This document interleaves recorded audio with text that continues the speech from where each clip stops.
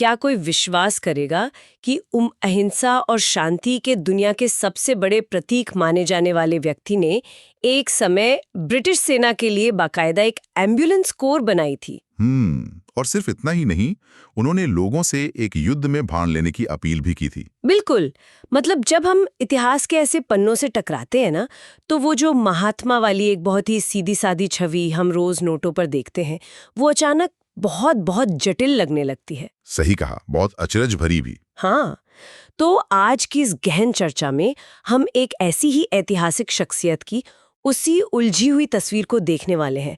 आज हमारे पास कई ऐतिहासिक लेख हैं, दृष्टि आईएएस के साबरमती आश्रम पुनर्विकास पर लिखे गए कुछ खास नोट्स हैं और विकिपीडिया के कई विस्तृत दस्तावेजों का एक बहुत बड़ा संकलन है। और मैं बता दूं, ये संकलन हमें उस इंसान के बहुत करीब ले जाता है जिसे पूरी दुनिया एक संत मानती है।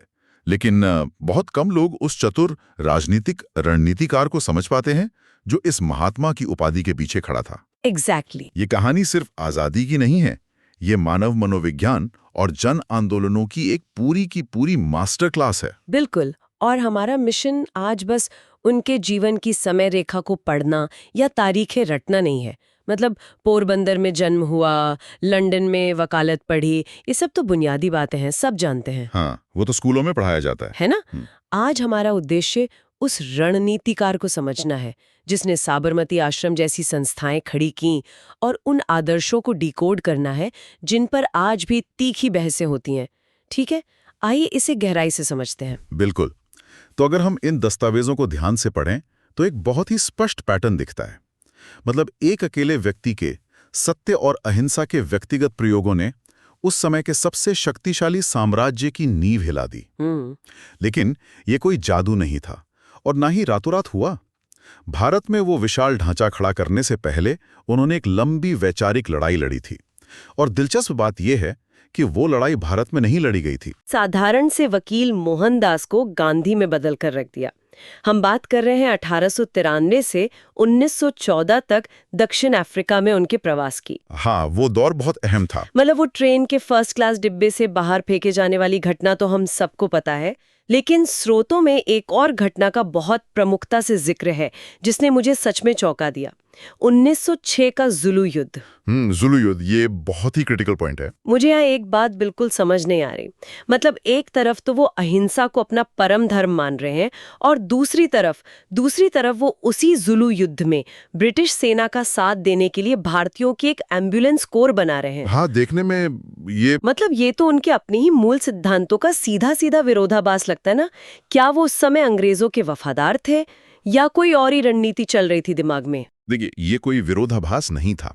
अगर स्रोतों की माने तो ये उनके शुरुआती राजनीतिक दर्शन की एक बहुत ही सोची समझी रणनीति थी। अच्छा, कैसे? गांधी जी को उस समय का तर्क ये था कि अगर भारतीय लोग ब्रिटिश साम्राज्य के भीतर अपने नागरिक अधिकारों का दावा करना चाहते हैं तो उन्हें उस साम्राज्य के प्रति अपनी जिम्मेदारियां भी पूरी तरह निभानी होंगी। ओहो, मतलब अधिकार चाहिए तो पहले कर्तव्य निभाओ। एग्जैक्टली। अंग्रेज अधिकारी अपनी सेना में भारतीयों को कोई जिम्मेदारी नहीं देना चाहते थे, वो उन्हें इसके लायक ही नहीं समझते थे। लेकिन गांधी जी ने क्या किया? उन्होंने स्वेच्छा से घायल सैनिकों को स्ट्रेचर पर युद्ध के मैदान से वापस लाने का बेहद जोखिम भरा काम लिया। बाप रे, युद्ध के मैदान से? हाँ, और ये महज सेना की मदद नहीं थी, ये ब्रिटिश सत्ता की आंखों में आंखें डालकर ये कहने का तरीका था कि हम भी इस साम्राज्य के बराबर के नागरिक हैं। हम अपनी जिम्मेदारी से पीछे नहीं हटते तो हमारे अधिकार हमें मिलने ही चाहिए। ये नागरिकता के दावे को एक नैतिक जामा पहनाने की बहुत चतुर कोशिश थी। बिल्कुल। ये नजरिया वाकई बहुत अलग है। और मैंने पढ़ा कि इसी दौर में लगभग 36 वर्ष की उम्र में उन्होंने अपनी जिंदगी में कुछ बहुत कठोर व्यक्तिगत बदलाव भी किए। हाँ, बहुत बड़े बदलाव। जैसे उन्होंने ब्रह्मचर्य का संकल्प लिया, अत्यधिक सादगी अपना ली, मतलब अपने कपड़े खुद धोना, पश्चिमी पहनावे का पूरी तरह से त्याग कर देना। ये सब देखकर मुझे ऐसा लगता है कि दक्षिण अफ्रीका उनके लिए एक तरह की एक वैचारिक प्रयोगशाला थी। ये एनालॉजी बिल्कुल सटीक बैठती है ना? जहां वे अपने शरीर और मन पर वो सारे प्रयोग कर रहे थे जो बाद में पूरे राष्ट्र पर आजमाने वाले थे। हाँ, दक्षिण अफ्रीका ही वो वास्तविक प्रयोगशाला थी जहां उनके सबसे अचूक हथियार यानी सत्याग्रह का जन्म हुआ। यहीं उन्होंने जमीनी स्तर पर समझा कि अहिंसा और सविनय अवज्ञा सिर्फ दर्शन नहीं है बल्कि एक सक्रिय जन आंदोलन है। और जहां तक वो सादगी और ब्रह्मचर्य वाली बात है, उन्होंने ये महसूस कर लिया था कि एक इतने बड़े संघर्ष में पूरी तरह समर्पित होने के लिए व्यक्तिगत इच्छाओं पर नियंत्रण बहुत जरूरी है। वो खुद को ऐसे साँचे में ढाल रहे थे जहां ब्रिटिश हुकूमत उन्हें किसी भी चीज का लालच या डर न दिखा सके। वाह, मतलब अगर आपको कुछ चाहिए ही नहीं तो आपको कोई डरा कैसे सकता है।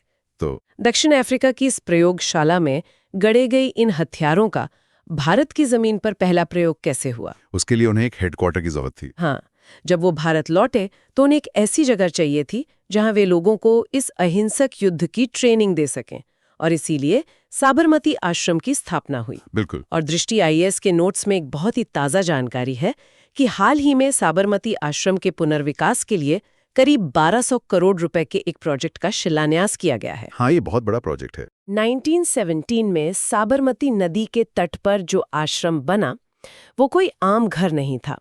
महान विचारक विनोबा भावे यहीं विनोबा कुटीर में रहते थे और सत्य के प्रयोग किताब भी यहीं लिखी गई। जी। लेकिन मुझे एक बात खटक रही है।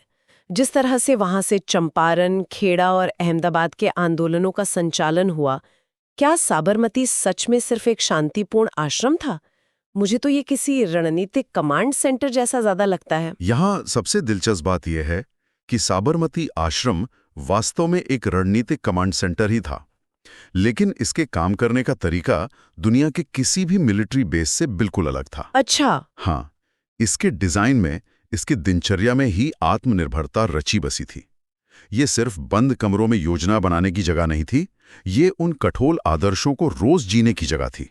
जब वे आश्रम में सूत काटते थे या खादी पहनते थे, तो वो सिर्फ कपड़े नहीं बना रहे थे, वे पूरे राष्ट्र को आर्थिक और मानसिक रूप से आत्मनिर्भर बनने की ट्रेनिंग दे रहे थे। समझ गई। और इसी कमांड सेंटर से उन्होंने शुरुआती हथियारों का परीक्षण किया, जैसे 1917 का चंपारण सत्याग्रह, जहां जबरन नील की खेती करने वाले किसानों को न्याय दिलाया। बिल्कुल।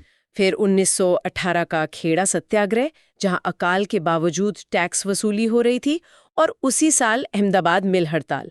अब अहमदाबाद का जिक्र आते ही एक नई रणनीति सामने आती है, भूख हड़ताल। हाँ, ये उनका पहला अनशन था। स्रोतों के अनुसार यहीं पर उन्होंने पहली बार मजदूरों का वेतन बढ़वाने के लिए इसका प्रयोग किया। पर मैं सोच रही थी, क्या ये भावनात्मक रूप से ब्लैकमेल करने का एक तरीका नहीं था?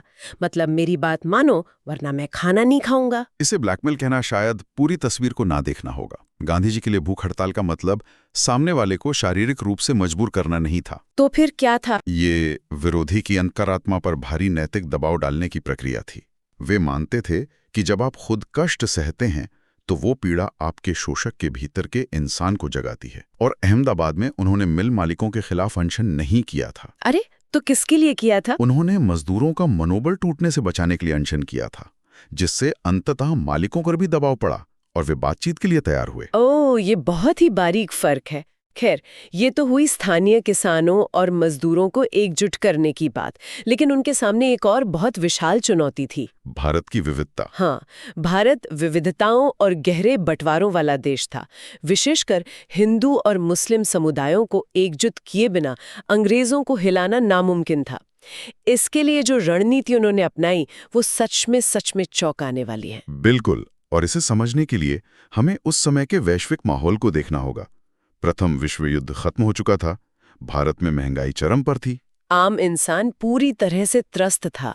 हाँ, और फिर 1919 में अंग्रेजों ने राउलेट एक्ट लागू कर दिया, एक ऐसा क्रूर कानून जिसमें बिना मुकदमा चलाए किसी को भी जेल में डाला जा सकता था। और उसके तुरंत बाद 13 अप्रैल 1919 को जनरल डायर द्वारा वो खौफनाक जलियांवाला बाग हत्याकांड हुआ, जिसने पूरे देश की आत्मा को छलनी कर दिया था। हवा में गुस्सा था, बस उसे एक दिशा देनी थी। और इसी सुलगती हुई पृष्ठभूमि में एंट्री होती है खिलाफत आंदोलन की, जो 1919 से 1922 तक चला। जी। जो मूल रूप से ऑटोमन साम्राज्य और तुर्की के खलीफा की सत्ता बचाने के लिए अली बंदो और मौलाना आजाद ने शुरू किया था।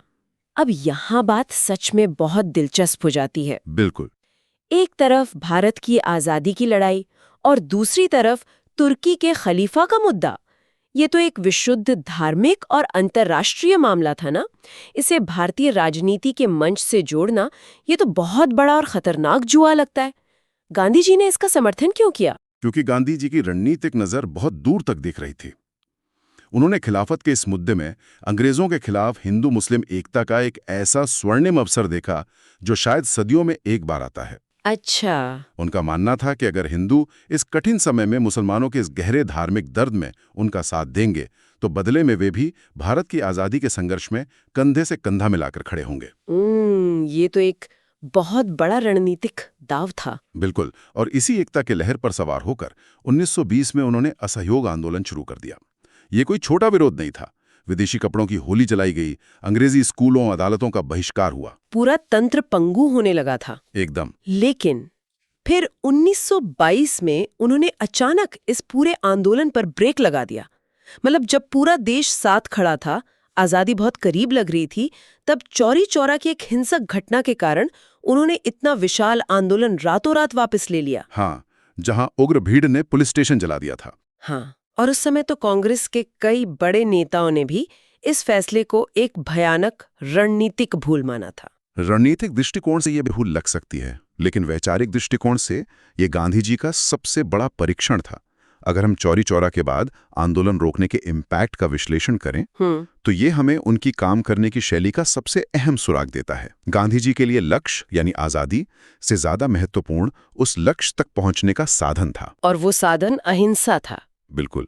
उनका मानना था कि अगर आज़ादी की नींव में हिंसा होगी तो जो आज़ाद भारत बनेगा वो हिंसक और भ्रष्ट होगा। साधन अपवित्र है तो साध्य कभी पवित्र नहीं हो सकता। बाप रे, ये एक बेहद कठोर और लगभग निर्मम सिद्धांत था। तो चौरी चौरा की इस गहरी निराशा के बाद किस नई रणनीति ने ब्रिटिश हुकूमत को सबसे गहरी चोट पहुंचाई? यहाँ हम आते हैं 1930 के सविनय अवज्ञा आंदोलन पर, विशेष रूप से उनके सबसे मशहूर दांडी मार्च की ओर। 12 मार्च 1930 को साबरमती आश्रम से शुरू होकर 24 दिनों में 400 किलोमीटर की पदयात्रा और 6 अप्रैल को दांडी तट पर एक मुट्ठी नमक उठाकर कानून तोड़ना। जन आंदोलन के इतिहास का एक बहुत बड़ा अध्याय है ये। बिल्कुल है, लेकिन मुझे हमेशा ये सवाल परेशान करता है कि नमक ही क्यों? मतलब उस समय तो अंग्रेजों के बनाए और भी कई खूंखार कानून थे, नमक तो बहुत ही साधारण सी चीज लगती है। अगर हम इसे व्यापक संदर्भ में देखें तो नमक का चुनाव उनकी मनोवैज्ञानिक प्रतिभा का सबसे बड़ा प्रमाण है। नमक कोई लग्जरी नहीं थी, ये समाज के सबसे आखिरी पायदान पर खड़े इंसान, एक गरीब किसान की मूलभूत जरूरत थी। अगर हम वैज्ञानिक रूप से भी सोचें तो हवा और पानी के बाद नमक इंसान के शरीर की सबसे बड़ी जरूरत है। बिना नमक के इंसान काम नहीं कर सकता। एग्जैक्टली। और जब आप उस बुनियादी चीज पर टैक्स लगाते हैं तो आप सीधे तौर पर उसकी जिंदगी पर टैक्स लगा रहे हैं। बिल्कुल। इस पर टैक्स लगाना औपनिवेशिक क्रूरता का सबसे विभत्स प्रतीक था। नमक चुनकर उन्होंने एक ऐसा मुद्दा उठाया जिससे भारत का हर नागरिक, अमीर, गरीब, हिंदू, मुस्लिम, गहराई से जुड़ सकता था। और उस 24 दिन की पदयात्रा ने तो पूरी दुनिया की मीडिया का ध्यान अपनी ओर खींच लिया था। एक मुट्ठी नमक ने सच में ब्रिटिश साम्राज्य की नींव हिला दी। हाँ, और इसी क्रम में 1942 में भारत छोड़ो आंदोलन शुरू हुआ, जहां उनका सबसे उग्र नारा सामने आया, करो या मरो। करो या मरो। ये तो सविनय अवज्ञा से बहुत आगे की बात थी, एक अंतिम लड़ाई का शंखनाद। लेकिन देखिए, जब कोई व्यक्ति इतने कठोर और अड़ियल सिद्धांतों पर चलता है तो जमीनी हकीकत के साथ टकराव होना बिल्कुल स्वाभाविक है। एकदम स्वाभाविक है। हमारे आज के स्रोतों में उनके आदर्शों के टकराव, उन पर हुई तीखी आलोचनाओं और देश के विभाजन को लेकर बहुत ही विस्तृत विवरण है।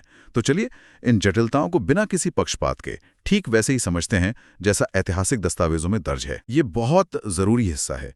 एक पारदर्शी इतिहास इसी टकराव से निकल कर आता है। बिल्कुल। तो सबसे पहला और गहरा टकराव दलित आंदोलन और उनके अधिकारों के संदर्भ में दिखता है। स्रोतों के अनुसार 1932 में पृथक निर्वाचन के मुद्दे पर डॉक्टर BR अम्बेडकर के साथ उनका सीधा आमना सामना हुआ। जी हाँ, ये बहुत बड़ा वैचारिक टकराव था। डॉक्टर अम्बेडकर का दृढ़ मानना था कि दलितों के वास्तविक उत्थान के लिए उन्हें अलग निर्वाचन क्षेत्र मिलने चाहिए, लेकिन इसके कड़े विरोध में गांधी जी ने आमरण अनशन कर दिया, जिसके परिणाम स्वरूप ऐतिहासिक पूना पैक्ट हुआ। सही कहा। और स्रोतों में ये साफ दर्ज है कि डॉक्टर अंबेडकर और कई दलित विचारक ये मानते थे कि गांधी जी ने अपने अनशन के जरिए दलितों के स्वतंत्र राजनीतिक अधिकारों को कमजोर किया है। ये आलोचना स्रोतों में बहुत प्रमुखता से है। इसके अलावा दक्षिण अफ्रीका के शुरुआती दिनों के लेखों को लेकर भी बहुत गंभीर आलोचनाएं दर्ज हैं। हाँ, मैंने भी पढ़ा वो। स्रोतों में उल्लेख है कि अश्वेतों यानी अफ्रीकी मूल के लोगों के प्रति उनके शुरुआती विचार काफी पूर्वाग्रह से ग्रसित थे।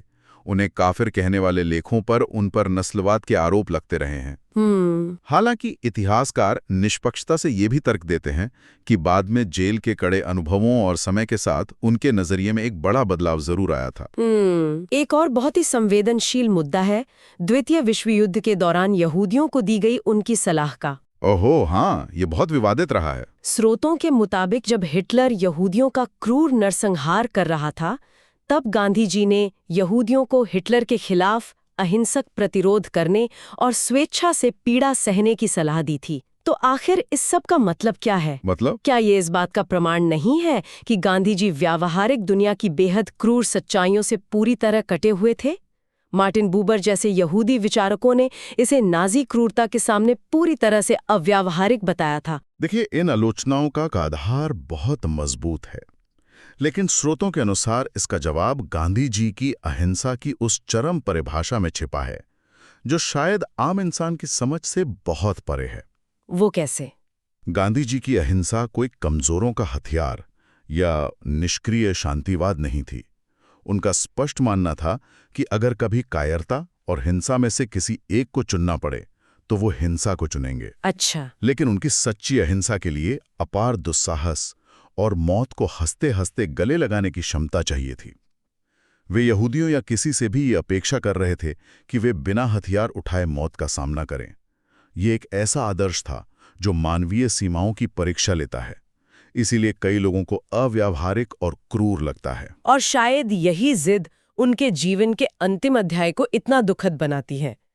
ऐतिहासिक स्रोत स्पष्ट रूप से बताते हैं कि गांधी जी धर्म के आधार पर देश के बंटवारे के सख्त खिलाफ थे। बिल्कुल खिलाफ थे। और करने के फैसले पर सहमति दी। और विभाजन के बाद की विभीषिका ने ही उनके जीवन का अंत तय कर दिया। आजादी के बाद पाकिस्तान को समझौते के तहत 55 करोड़ रुपए की बकाया राशि देने के लिए उन्होंने दिल्ली में अनशन किया। स्रोतों में दर्ज है कि इस कदम से कट्टरपंथी हिंदू महासभा से जुड़े नाथूराम गोडसे क्रुद्ध हुए और 30 जनवरी 1948 को बिरला हाउस में गोडसे ने उनकी गोली मारकर हत्या कर दी। ये एक भयानक विडंबना थी कि जो इंसान जीवन भर अहिंसा की बात करता रहा, उसका अंत इतनी भीषण हिंसा से हुआ। सच में। तो ये पूरा सफर पोरबंदर की गलियों से शुरू होकर दक्षिण अफ्रीका की उस चुनौतीपूर्ण प्रयोगशाला तक, साबरमती के कड़े अनुशासन से उठे विशाल जन आंदोलनों से लेकर राजघाट की खामोशी तक, ये महज एक राजनीतिक संघर्ष नहीं था। बिल्कुल नहीं। ये इंसान की आत्मा, उसकी इच्छा शक्ति और उसकी सीमाओं का एक बहुत बड़ा और जटिल प्रयोग था। और शायद यही कारण है कि उनके विचारों और कमियों पर आज भी इतनी शिद्दत से चर्चा होती है। आज के इस उपभोक्तावादी युग में भी उनके आदर्श हमें रुक कर सोचने पर मजबूर करते हैं। एकदम सही। और इसी विचार के साथ हम अपनी आज की इस चर्चा के अंतिम पड़ाव पर हैं। जाने से पहले स्रोतों में एक बहुत ही मार्मिक बात का जिक्र है। गांधी जी ने अपने जीवन के उत्तरार्ध में खुद को शून्य की स्थिति में लाने, यानी reducing oneself to zero की बात कही थी। बहुत गहरा दर्शन है ये। इसी के तहत उन्होंने साबरमती आश्रम डिजाइन किया और न्यूनतम कपड़े पहने। सोचिए, एक ऐसा व्यक्ति जिसने इतने बड़े साम्राज्य को घुटनों पर ला दिया, उसने जानबूझकर अपने लिए इस शून्यता को चुना। बिल्कुल। आज के इस दौर में जहां चारों तरफ सिर्फ एक ही होड़ है, ज्यादा पाना, ज्यादा संपत्ति, ज्यादा सत्ता, ऐसे में उनका ये कम से कम में जीने का विचार, खुद को शून्य कर लेने का ये दर्शन, आधुनिक दुनिया के खोखलेपन के खिलाफ सबसे बड़ा विद्रोह लगता है। एक जटिल जीवन की इस पूरी पड़ताल के बाद ये शून्यता का विचार एक ऐसा सवाल छोड़ जाता है जो सदियों तक हमारे समाज की अंतरात्मा को झंखोड़ता रहेगा। इस पर जरूर सोचेगा।